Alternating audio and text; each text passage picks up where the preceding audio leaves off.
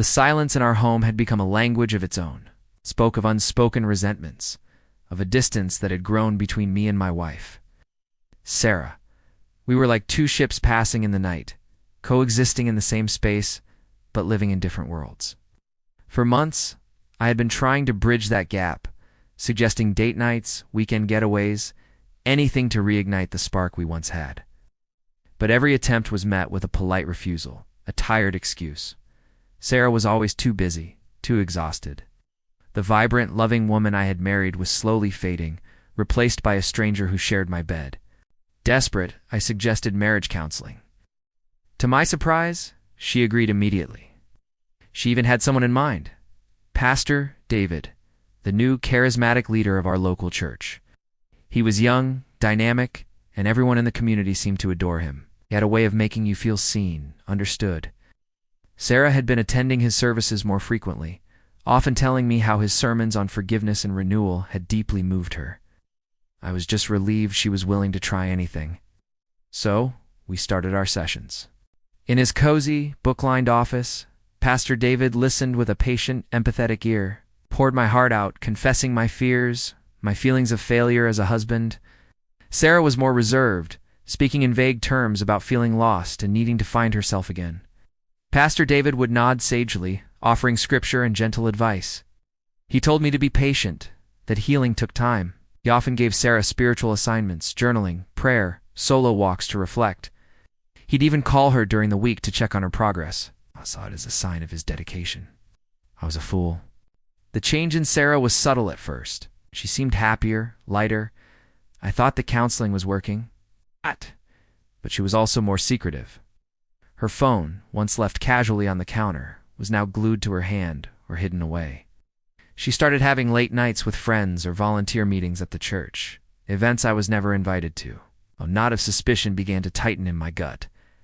I tried to ignore it, telling myself I was being paranoid, that Pastor David had warned me trust was a cornerstone of rebuilding our marriage. The breaking point came on a Tuesday afternoon. Sarah had told me she was going to a women's prayer group at the church. I had a sudden urge to do something nice for her, a gesture to show I was still trying. I left work early and bought a bouquet of her favorite lilies, planning to surprise her.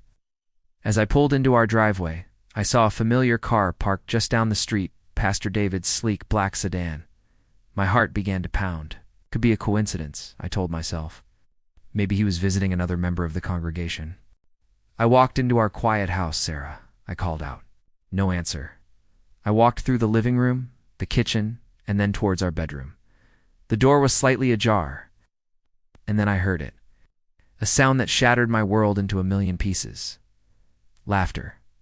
Not just any laughter. It was Sarah's, but it was a breathless, intimate giggle I hadn't heard in years. It was followed by a man's low murmur. His voice. Pastor David's voice. My blood ran cold. I pushed the door open. The scene before me is burned into my memory forever. There they were, in my bed, in the sanctuary of my home. The lilies fell from my hand, scattering petals across the floor. They froze, their eyes wide with shock and guilt. The air crackled with the deafening sound of my world collapsing. I didn't scream. I didn't shout. A chilling calm washed over me. I simply backed away, turned, and walked out of the house, leaving the scattered flowers and the ruins of my marriage behind. In that moment, something inside me broke. Grief was a physical weight, crushing my chest. But beneath the pain, a cold, hard fury began to crystallize. They had not only betrayed me, they had mocked me. They had used my vulnerability, my faith, my love as a stage for their sordid affair. Pastor David, the man I had trusted with my soul, had been the serpent in my own garden. Sarah, the woman I had vowed to love and protect, had been his willing Eve. I drove for hours, with no destination in mind. As the initial shock wore off, the rage grew hotter, more focused. Revenge wasn't just a desire, it felt like a necessity, a way to reclaim some piece of myself that they had stolen. But it couldn't be a simple, angry outburst. My revenge had to be as calculated and devastating as their betrayal. It had to be a masterpiece of destruction. They had destroyed my life from the inside out. I would do the same to them. I started by gathering evidence. The spiritual guidance calls, the late-night volunteer meetings. It was all a lie. I hired a private investigator, a discreet professional who confirmed my worst fears. He provided photos, text message logs, a detailed timeline of their affair. Every piece of evidence was a fresh stab to the heart, but it also fueled my resolve. I learned their routines, their secret meeting spots. They were sloppy, arrogant, convinced of their own righteousness. My plan had two parts. First, I would dismantle Pastor David's carefully constructed world. He had built his reputation on being a moral authority, a pillar of the community. I would expose him for the hypocrite he was. The church had an annual community faith day coming up, a large outdoor event attended by hundreds, including local media. It was the perfect stage. In the weeks leading up to the event, I meticulously prepared. I created several large poster-sized prints of the most incriminating photos. The PI had taken pictures of them kissing in his car, entering a motel, embracing in a park. One then made hundreds of flyers, detailing the affair and including screenshots of their most affectionate text messages, all under the headline, "Your Pastor's Shepherd's Pie." On the back, I included a link to a website I had created, which hosted all the evidence. The day of the event arrived. The sun was shining, families were laughing, and Pastor David was on a large stage delivering a passionate sermon about the sanctity of family and the importance of trust. Is in his element, charismatic and commanding. As he reached the crescendo of his speech, my plan went into motion. I had paid a few college students to help.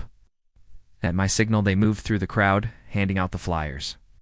Simultaneously, a small drone I had rented flew over the stage, dropping a cascade of the flyers onto Pastor David and the stunned church elders beside him.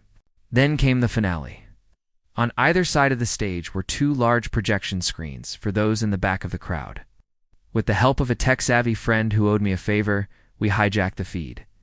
Suddenly, Pastor David's sermon was replaced by a slideshow of the PI's photos blown up for all to see. A collective gasp rippled through the crowd. The silence that followed was deafening. Pastor David froze, his face a mask of horror as he stared at the images of his own hypocrisy. People started looking at the flyers, their murmurs growing into a roar of outrage. I watched from the edge of the crowd, a grim satisfaction washing over me. His world was crumbling right on schedule. But I wasn't done. The second part of my plan was for Sarah. When I returned home that evening, she was there, packing her bags, her face stained with tears. She tried to apologize, to explain, but I held up a hand. "Save it, Sarah," I said, my voice devoid of emotion. I handed her a set of legal documents. Divorce papers. But that wasn't all. I explained that I had known about the affair for weeks. I had been systematically moving our joint assets into a personal account, one she couldn't touch. Our prenuptial agreement, which she had insisted on, had a strict infidelity clause. She would leave this marriage with nothing but the clothes on her back. The house was mine. The savings were mine. Her betrayal had a price, and she was about to pay it in full. The look of disbelief on her face was almost satisfying. She had expected tears, begging, a fight. She had not expected this cold, calculated demolition of the comfortable life she took for granted. She left that night, her life in a few suitcases. I never saw Pastor David again. He was fired immediately and left town in disgrace. The aftermath was quiet. The house felt empty, but it was a clean, peaceful emptiness, not the tense silence of before. Rebuilding my life has not been easy.